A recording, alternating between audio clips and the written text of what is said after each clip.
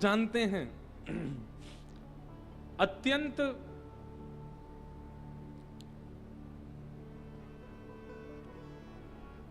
प्रणाम के प्रसंग है, वंदना प्रसंग है पूरा बालकांड।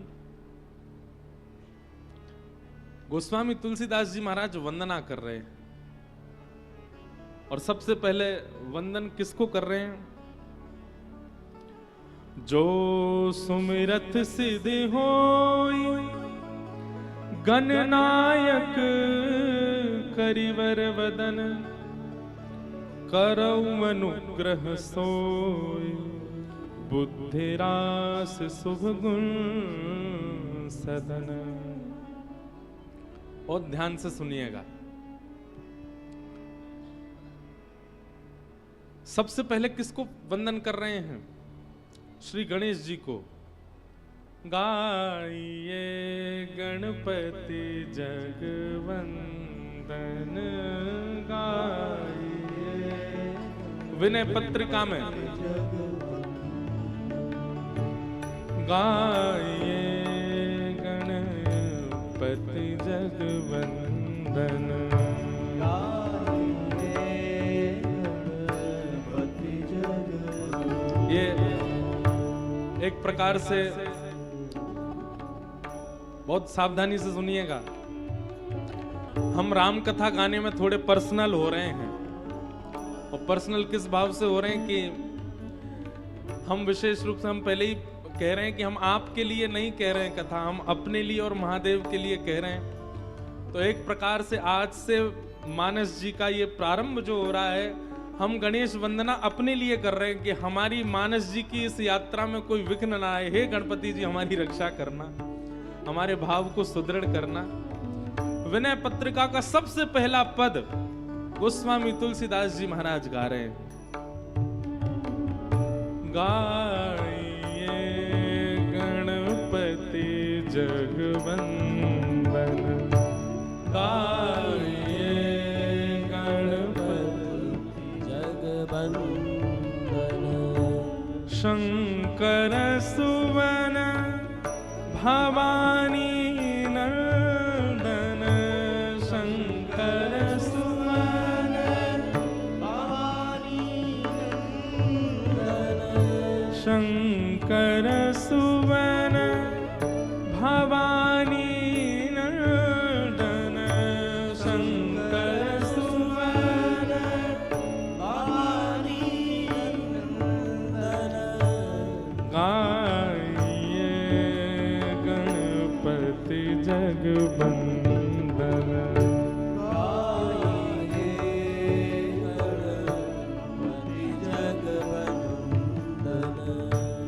सिद्धि सदन गज बदन विनायक सिद्धि सदन गज बदन विनायक सिद्धि सदन गज वदन विनायक सिद्धि सदन गज वदन विनायक कृपा सिंधु सुंदर सबलायक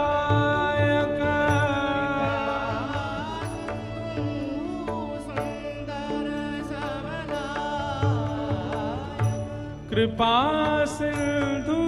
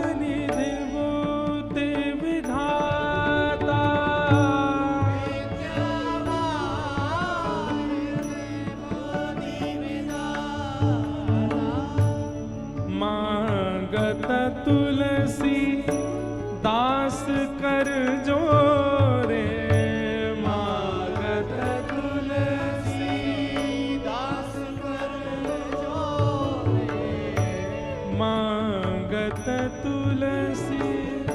ये अंतिम पंक्ति सबको गानी है, ये भाव हमारा भी होना चाहिए जो गोस्वामी जी मांग रहे हैं। मांगत तुलसी दास कर जोरे, मांगत तुलसी दास कर जोरे, बसहि राम सिय मानस मोरे, बसहि राम सिय मानस मोरे, बसहि राम सिय मानस मोरे, बसहि राम सिय मानस मोरे। गाये गणपति जगवंदन, गाये गणपति जगवंदन, गाये गणपति जगवंदन, गाये गणपति जगवंदन। जो सुमिरत सिद्ध होय गणनायक कवि बदन, करो अनुग्रह सोय बुद्धि रास शुभ गुण सदन।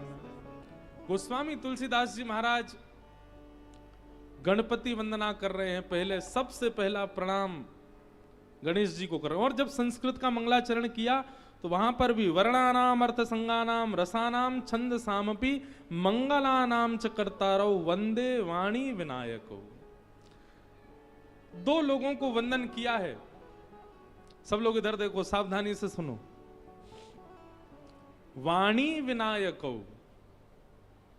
हमारे जीवन को श्रेष्ठ बनाने में इन दो की ही सहायता चाहिए। पहली तो वाणी, वाणी यानी कि सरस्वती, वाणी की अधिष्ठात्री, और दूसरी विनायको, विनायक यानी कि गणपति। किसी व्यक्ति के पास ज्ञान अति सुंदर हो, शब्द भी बहुत अच्छे हों, बोलना भी बढ़िया जानता हो, स्वर भी बहुत अच्छा हो, स्वरूप भी बहुत अच्छा हो, सब कुछ अच्छा है, लेकिन मंगल करता गणेश जी यदि उसके पास नहीं है तो ज्ञान रावण के पास भी था, शब्दों का बोध रावण को भी था, सुंदर सुंदर प्रस्तुति बनाकर के महादेव को रिझाने की सामर्थ्य रावण रखता था, लेकिन निश्चित ही रावण के पास श्री गणेश जी नहीं है। और ऐसा मुझे कभी कभी लगता है कि रावण महादेव को प्रणाम करता था तो महादेव के बगल में बैठे हुए गणेश जी को देख करके रावण सोचता होगा, मैं महादेव का शिष्य हूं, आप महादेव के पुत्र हो, और पुत्र गुरु का पुत्र और गुरु का शिष्य एक प्रकार से भाई भाई के समान होते हैं, तो भाई का नाता रखने के कारण कभी सम्मान बुद्धि शायद रावण के चित्त में प्रकट हुई नहीं गणेश जी के प्रति, इसीलिए उसका अनित हुआ। गणेश जी का सम्मान उसने किया होता, गणेश जी के प्रति उसका आदर भाव रहा होता, भैया आप महादेव के उपासक हो, इसका मतलब है कि महादेव पंचायतन संपूर्ण परिवार आपके चित्त में होना चाहिए। अकेले महादेव को भजने से कोई काम नहीं बनने वाला है, आपको नंदी को भी प्रणाम करना पड़ेगा, आपको सर्प को भी वंदन करना पड़ेगा, आपको परांबा जगदंबा उमा पार्वती को भी वंदन करना पड़ेगा, उनके वाहन को भी वंदन करना पड़ेगा, आपको कार्तिकेय को भी वंदन करना पड़ेगा, गणपति को भी वंदन करना पड़ेगा, तब ही महादेव उपासक आप माने जाओगे। हमें ऐसा लगता है रावण के नाश का कारण, नहीं तो लोगों के मन में संशय नहीं होगा कि महादेव की उपासना करी फिर भी रावण की ऐसी मति, महादेव की उपासना करी फिर भी रावण की ऐसी गति। उसने अकेले महादेव को पूजा, संपूर्ण पंचायतन परिवार को उसने वंदन नहीं किया, इसलिए महादेव की ऐसी गति हुई, इसलिए रावण की ऐसी गति हुई।